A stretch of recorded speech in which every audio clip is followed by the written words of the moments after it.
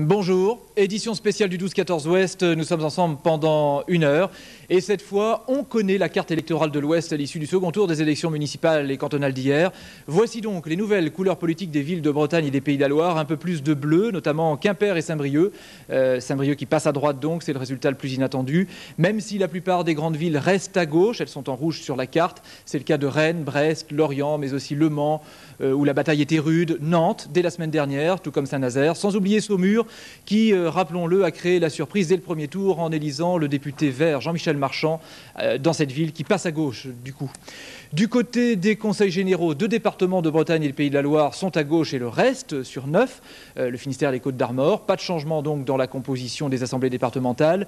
L'Ille-et-Vilaine où la droite et la gauche sont au coude à coude restent dans le camp de la droite et en Loire-Atlantique, la gauche a conquis quelques sièges mais pas suffisamment pour faire changer la couleur politique du département. Alors au cours de cette heure spéciale du 12-14 Ouest, nous allons détailler tous les résultats dans l'Ouest à travers différents points forts et enjeux que nous avons suivis. Des résultats que commenteront notamment nos invités. Jean-Marc Ayrault pour le PS en direct de Nantes, il sera avec nous dans quelques instants. Et puis pour l'UDF, Bruno Joncourt en direct de Saint-Brieuc. Il a créé la surprise en faisant passer la ville à droite, il sera avec nous tout à l'heure. Nous devions, sachez-le, recevoir Jean Arthuis pour l'EDF, mais le président du Conseil général de la Mayenne a dû participer à une réunion sur la fièvre afteuse au ministère de l'Agriculture. Il doit recevoir ensuite Jacques Chirac en visite cet après-midi dans l'Orne. Jean Arthuis sera avec nous en direct par téléphone pour nous détailler ce qui s'est dit au ministère de l'Agriculture ce matin. Venons-en donc aux élections maintenant et Saint-Brieuc qui passe donc à droite. La ville-préfecture des Côtes-d'Armor est gérée par la gauche depuis les années 60. Les divisions à gauche au premier tour ont certainement pesé. Du coup, c'est le candidat UDF, Bruno Joncourt, proche de François Bayrou, qui gagne. Éric Le Gouen. Dans la capitale bretonne, le socialiste Edmond Hervé retrouve son siège avec 57% des voix. Son challenger, l'UDF, Loïc Lebrun, frôle les 43%. Score honorable pour celui qui, il y a encore 3 mois, était inconnu à Rennes. À Saint-Brieuc, l'UDF Bruno Joncourt met fin à 40 ans de gestion socialiste. Michel Brémond, qui devait succéder à Claude Saunier, n'obtient que 48% des suffrages. Son challenger de droite totalise près de 52%. Je suis candidat aux élections municipales de Saint-Brieuc depuis une vingtaine d'années. Et donc lorsqu'on persévère et lorsqu'on est constructif, eh bien, il arrive que la population s'en aperçoit, surtout lorsqu'on propose un bon projet, une bonne liste et que l'on fait une bonne campagne. En direct maintenant, retrouvez Bruno Joncourt qui va être le maire de Saint-Brieuc. Bonjour, vous êtes membre du bureau politique de l'UDF, proche de François Bayrou. Cette conquête inattendue à Saint-Brieuc, vous la devez à quoi d'abord? D'abord aux divisions de la gauche, justement? Sûrement pas d'abord aux divisions de la gauche. Je dois cette victoire à l'enracinement d'une équipe. Je dois cette victoire à la constitution d'une équipe qui a été constituée de façon ouverte. Je dois cette victoire au projet que j'ai présenté, qui a été un projet qui a rassemblé, qui a fédéré, qui a séduit la population. Puis je le dois à la campagne de terrain de proximité que j'ai conduite. Cependant, vous remarquerez qu'ailleurs, les autres candidats UDF ont tous été battus. Moi, j'ai toujours considéré que les élections municipales allaient devenir de plus en plus des enjeux locaux, de gestion municipale. Et j'observe que les élections municipales sont de moins en moins politisées et de plus en plus municipalisées. Et je m'en réjouis parce qu'il s'agit pour les électeurs de choisir des équipes qu'ils vont gérer les affaires et la vie quotidienne de la population. Est-ce que maintenant que vous avez créé la surprise à Saint-Brieuc, vous considérez Saint-Brieuc comme la tête de pont d'une reconquête de l'Ouest par la droite, en vous appuyant sur les candidats UDF qui étaient présents à Brest, à Rennes par exemple, entre autres? Je viens de vous dire que les élections municipales étaient, de mon point de vue, davantage des enjeux locaux. C'est vrai que lorsque l'on fait le bilan, on peut éventuellement dégager un certain nombre de tendances. Je pense que pour ce qui concerne l'Ouest, en tout cas la Bretagne, l'opposition nationale, UDF-RPR, entame une reconquête. Et je crois que c'est quelque chose qui est à saluer. D'accord, on vous retrouve dans un instant, toujours en direct de Saint-Brieuc, bien sûr. Alors, il y a pas... D'ailleurs, on va y revenir à l'actualité agricole tout à l'heure avec Jean Arthuis en direct par téléphone qui sort du ministère de l'Agriculture pour parler de la fièvre afteuse. Alors voilà pour les municipales et les cantonales. Enjeu de 2001, c'est fini. On va maintenant parler de l'année prochaine avec la présidentielle et législative, ou l'inverse, puisque le calendrier est en débat, il va être tranché dans les semaines qui viennent normalement, nous allons y revenir. Nous retrouvons nos 2 invités, Jean-Marc Ayrault en direct de Nantes et Bruno Joncourt en direct de Saint-Brieuc. D'abord, ces résultats montrent que rien n'est joué dans un camp ou dans un autre. On commence par vous peut-être, Jean-Marc Ayrault. Mais moi, j'ai toujours pensé que l'élection présidentielle, comme l'élection législative, n'était pas jouée d'avance. Et c'est la vie politique française qui est comme ça. La France, vous savez, c'est deux grandes forces lorsqu'elles se retrouvent au moment d'élections présidentielles qu'on pourrait qualifier de bipolaires. Et donc, on est sur une ligne de départ 50-50. Et donc, je crois que il va y avoir beaucoup d'événements politiques, en tout cas dans les semaines et les mois qui viennent. Ce que je souhaiterais, par contre, c'est que les Français puissent se prononcer dans la clarté. Je crois que ce que les Français souhaitent, c'est une démocratie plus vivante. Et on voit bien devant nous qu'il y a nécessité d'une plus grande décentralisation. L'intérêt pour les questions locales et la démocratie locale est de plus en plus fort. Donc il y a sûrement à faire preuve de plus d'audace en la matière. Pour le XXIe siècle, c'est vraiment un des grands enjeux, et pour que l'État puisse se concentrer sur les questions essentielles qui concernent la gestion du pays. Et puis, il faut aussi que les Français se prononcent dans la clarté sur un projet qui va préparer notre pays dans l'Europe, dans la mondialisation, pour lui donner toutes ses chances encore. Alors, en débat à l'Assemblée nationale, dans les semaines qui viennent.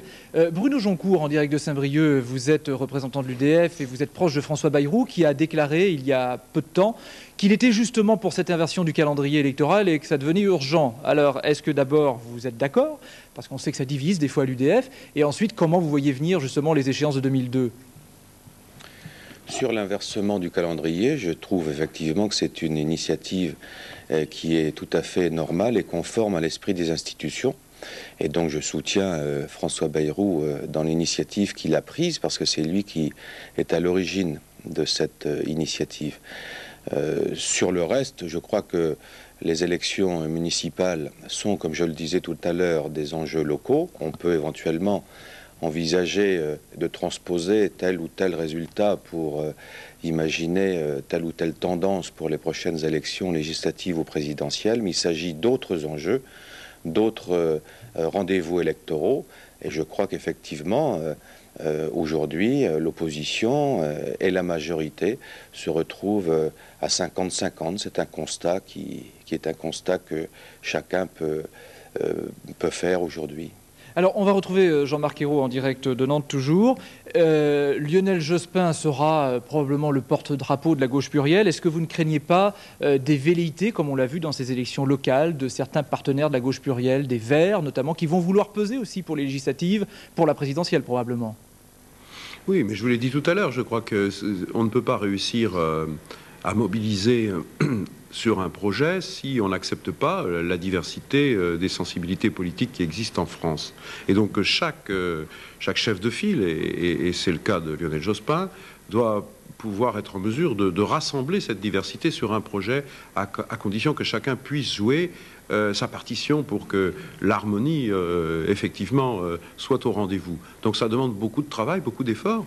Et puis il faut aussi une très très grande attention aux préoccupations des Françaises et des Français.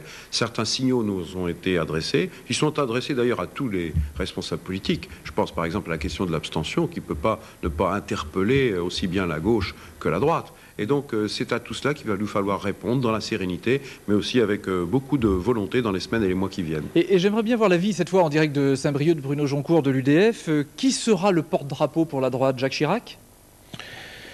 Chaque formation politique, l'UDF, le RPR, Démocratie libérale, vont délibérer. En ce qui concerne l'UDF, il y a effectivement une tendance qui souhaite que François Bayrou soit candidat. Moi, je suis favorable, et de ceci depuis longtemps, à l'union de l'opposition, mais dans le respect de cette diversité. Moi, je suis pour une opposition qui soit pluraliste, parce que une opposition pluraliste, c'est une opposition qui tient compte de la diversité de ses composantes, et donc c'est un enrichissement pour l'opposition tout entière. Vous ne craignez pas que ce soit source de nouvelles divisions ? L'union, d'abord, l'union, c'est un état d'esprit avant d'être une stratégie. Il faut d'abord construire l'union de l'opposition dans sa tête avant de la construire de façon, j'allais dire, mécanique. Je crois que les uns et les autres ont quelque chose à apporter au débat politique. Ils doivent l'exprimer et ils doivent se retrouver ensuite autour d'un projet commun. Mais moi, je pense que le pluralisme de l'opposition est une richesse pour l'opposition. Ce qui est bon pour la gauche doit l'être aussi pour la droite et pour le centre. Jean-Marc Ayrault, en direct de Nantes, on sait que pour les premiers ministres de cohabitation, entamer une présidentielle, ça n'est pas facile. On voit que les municipales et les cantonales ont rappelé certaines réalités électorales. Il y avait une rumeur il y a 6 mois qui disait que Lionel Jospin pourrait partir avant pour préparer la présidentielle. Est-ce que c'est un scénario possible ou est-ce que c'est complètement illusoire? Non, je n'ai jamais cru un instant à ce scénario. Lionel Jospin est Premier ministre par la volonté du corps électoral à la suite de la dissolution de 1997 décidée par Jacques Chirac. Il assume pleinement ses responsabilités. Je crois que c'est quelqu'un qui est un homme d'État, qui a une très grande intégrité. Les Français le ressentent ainsi. Ils attendent beaucoup de lui, c'est vrai. Et là, nous avons une élection intermédiaire. Les élections intermédiaires ne sont jamais faciles pour le pouvoir en place. Mais c'est ni un échec ni un succès. Je crois qu'il faudra regarder aussi sur le plan local les conquêtes et les défaites. Il faut regarder aussi les élections cantonales qui sont un petit peu différentes. Et en même temps, je crois que ce gouvernement, depuis près de 4 ans maintenant, a fait un travail formidable, a entrepris des réformes, fait reculer le chômage, mais nous avons conscience, en effet, qu'il reste beaucoup à faire et que les attentes sociales, en particulier pour ceux qui souffrent encore du chômage ou de l'exclusion, sont considérables. Donc la tâche à accomplir pour le Premier ministre ne laisse pas planer un instant le doute qu'il pourrait se consacrer à d'autres affaires, à d'autres tâches que celles que le peuple lui a confiées. Merci Jean-Marc Ayrault d'avoir été avec nous en direct de Nantes. Merci Bruno Joncourt pour l'UDF d'avoir été avec nous en direct de Saint-Brieuc. Je rappelle que vendredi prochain, vous serez le nouveau maire de Saint-Brieuc. Merci beaucoup.